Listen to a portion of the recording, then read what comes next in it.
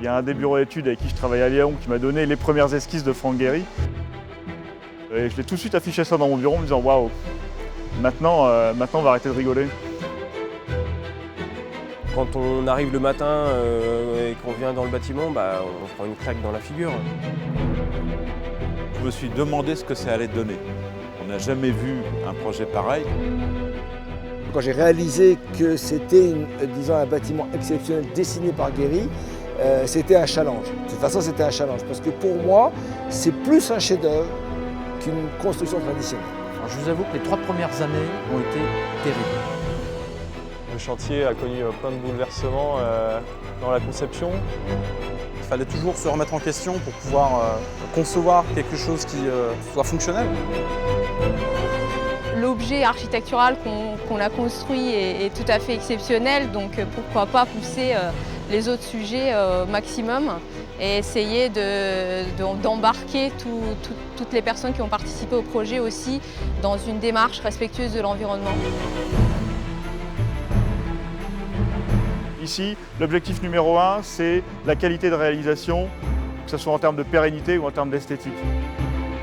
Je suis souvent serein parce que je pense que les compétences existent toujours quelque part. Nous, on est des intégrateurs d'expertise. Et donc, un vrai manager, c'est quelqu'un qui est capable d'aller chercher les bonnes expertises et de faire l'assemblage qui va bien pour faire fonctionner son projet.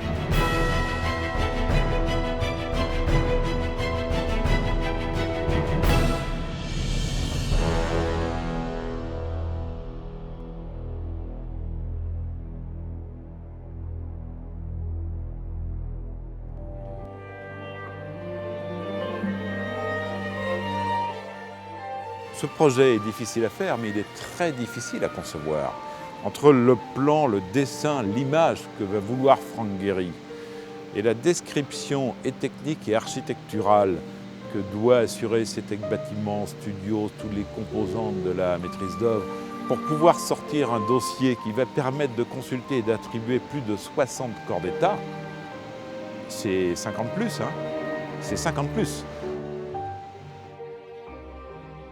Chez Vinci, on a une volonté, c'est de faire de l'entreprise générale pour être maître de notre destin. C'est-à-dire travailler en amont avec le client, c'est parfait. Développer ensuite le programme avec la maîtrise d'œuvre en entreprise générale, ça nous permet d'avoir la maîtrise, être capable d'anticiper et donc être maître de notre destin. Quand il a fallu prendre des décisions sur le gros œuvre, ça n'aurait pas été possible de façon décente si on n'avait pas compris ce qui allait se passer ensuite en charpente, en clos couvert, en corps d'état techniques et architecturaux. Donc oui, c'était plus qu'un atout, c'était une nécessité absolue pour que le projet se conduise dans des conditions de qualité et de délai raisonnables. Le plus compliqué a été de faire comprendre aux gens que même s'ils avaient eu l'habitude de faire autrement, il fallait faire de la manière que Vinci leur imposer.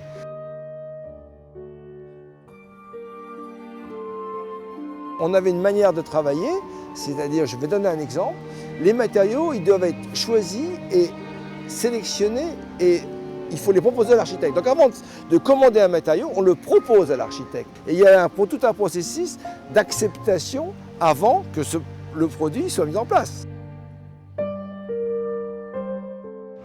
Ces verrières sont des éléments qu'on ne voit jamais sur le bâtiment courant et qui génèrent des efforts tout à fait inhabituels par rapport à ce qu'on connaît. Donc c'est un challenge de comprendre comment ce bâtiment fonctionne et comment traiter ce problème. On a envie d'aller de l'avant et d'inventer, d'innover et pas avoir la complexité comme un frein, mais plus comme un moyen d'aller de l'avant.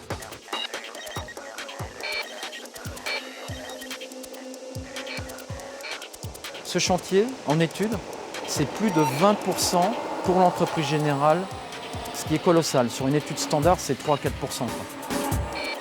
En 2008, début 2009, la 3D, personne ne sait ce que c'est en France. Avec les modifications qu'elles ont subies, ces surfaces, je voulais bien voir que l'overview correspondait au panneau. La 3D, c'est l'architecte qui l'a initié, puis derrière, toute la chaîne du bâtiment s'est adaptée. Il faut comprendre que sur ce bâtiment, vous aviez plus de 6 bureaux d'études qui travaillaient, dont 4 sont à l'étranger. Et vous avez un de ces 6 bureaux d'études, celui de Vinci, qui regroupait l'ensemble et qui faisait ce qu'on appelle le filaire, ce qui faisait le modèle global. Et pourquoi on a fait de la 3D? Pas pour des problèmes de matériaux, pas pour des problèmes de process, parce que la géométrie du chantier est la plus complexe qu'on ait rencontrée.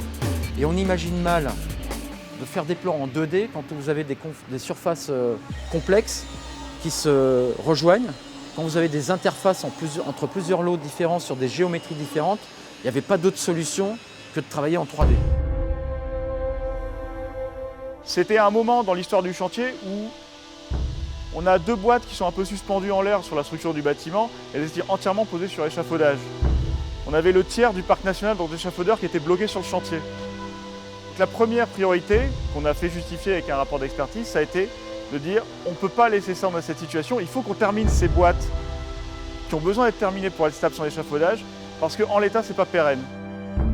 C'est là où on a prouvé qu'il y avait vraiment un état de confiance entre nous et le client. Et le client, lui, a décidé de son côté de ne pas suspendre les études. On a continué toutes les études en cours et également de ne pas suspendre les fabrications importantes.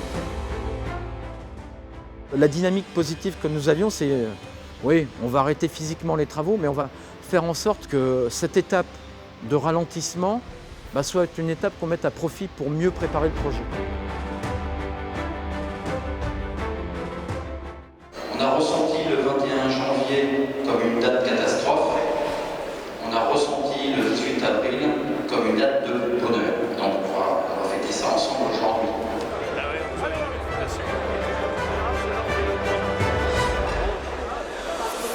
L'équipe Vinci, elle a jamais lâché le morceau. Voilà.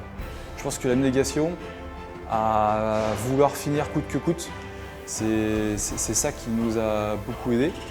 Et puis le lien, parce que finalement on a réussi à créer une équipe soudée, on était finalement tous bons copains. Et ça aide beaucoup aussi, on ne s'est jamais tiré dans les pattes. Et voilà, donc ça c'est une des clés de la réussite pour l'équipe.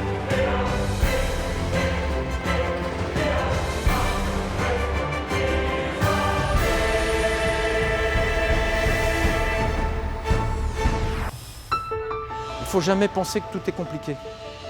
Si vous partez de ce postulat-là, vous rendez tout compliqué. Notre métier à nous, c'est de rendre simples les choses. Et en fait, il n'y a pas très longtemps, on m'avait posé une question, on m'a dit « mais quelle est la plus grosse difficulté que vous ayez rencontrée ?» Et en fait, ce n'est pas la technique, ce n'est pas les nouveaux matériaux.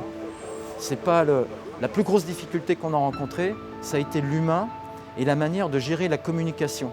Et la manière de faire comprendre à chaque intervenant que notre intérêt à chacun, c'est l'intérêt du projet, donc l'intérêt commun.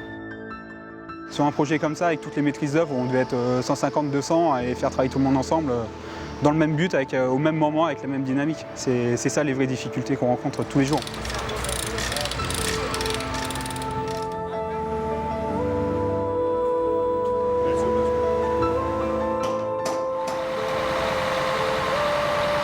Il n'y a rien eu de facile sur ce projet. Mais cette coactivité d'entreprise, elle a été parfois difficile à gérer.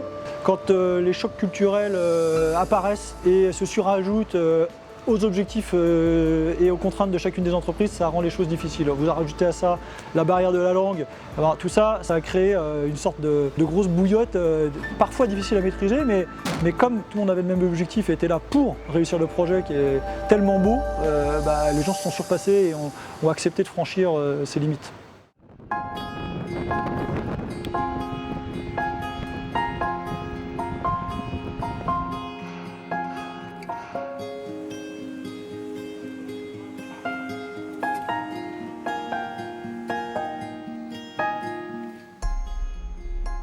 On a toujours en tête que notre moteur, et ce qui doit être notre but, c'est la satisfaction du client.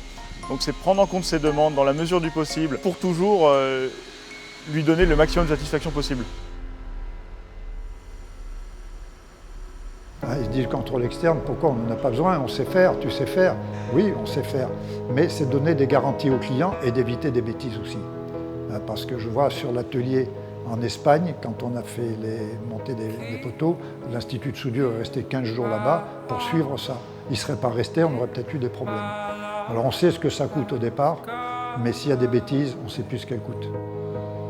La plus grande fierté, c'est d'avoir participé à une immense réussite collective, qui est bien sûr au départ initiée par le maître d'ouvrage, mais à laquelle on a forcément contribué parce qu'on a pris des risques pour y arriver, parce qu'on a dirigé toutes ces entreprises qui ont participé à la réalisation de cet ouvrage et qu'on a tout fait pour tirer d'elles le meilleur à chaque fois. On est arrivé quand même à plus de 2 millions d'heures et c'est merveilleux d'arriver à la fin de cet magnifique ouvrage et de ne pas en avoir un accident grave. C'est un projet qui est tellement beau qu'on s'en sent forcément détenteur. Et quand je le regarde là, enfin, je ne peux pas m'empêcher de décrocher mon regard de la caméra, je vois le bâtiment, c'est merveilleux, c'est superbe. Hein, c'est quelque chose, c'est une œuvre en fait, c'est plus qu'un bâtiment, c'est une œuvre.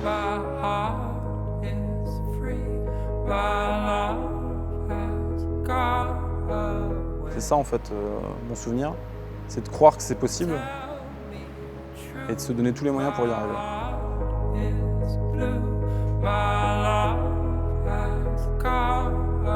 Je me suis rendu compte que c'est un projet unique, unique peut-être dans une carrière, unique dans la vie professionnelle. Au départ, quand on a attaqué ce projet, je faisais des présentations à beaucoup de gens qui venaient de l'extérieur. Et le projet étant très complexe, la première année, on avait tendance un peu à rouler des mécaniques. Et puis après, je me suis dit, mais c'est idiot. Oui, on va montrer qu'on est capable de faire des choses exceptionnelles, mais dans notre métier, il n'y a pas que des bâtiments exceptionnels. Donc après, on a compris que c'était un client pouvait sortir d'ici en se disant, bah, c'est bien, ils sont vachement forts, mais tout ça, ça me sert à quoi? Donc en réfléchissant là-dessus, bah, je me suis dit, bah, ce qu'il faut, c'est tirer des applications simples de tout ce qu'on a appris ici pour des chantiers standards. Et donc, toutes ces applications simples pour des chantiers standards, aujourd'hui, nous permettent d'être beaucoup plus productifs, travailler en sécurité, en qualité. Et donc tout ça, on l'a mis à profit pour le groupe. It's okay, I know someday I'm gonna be with you.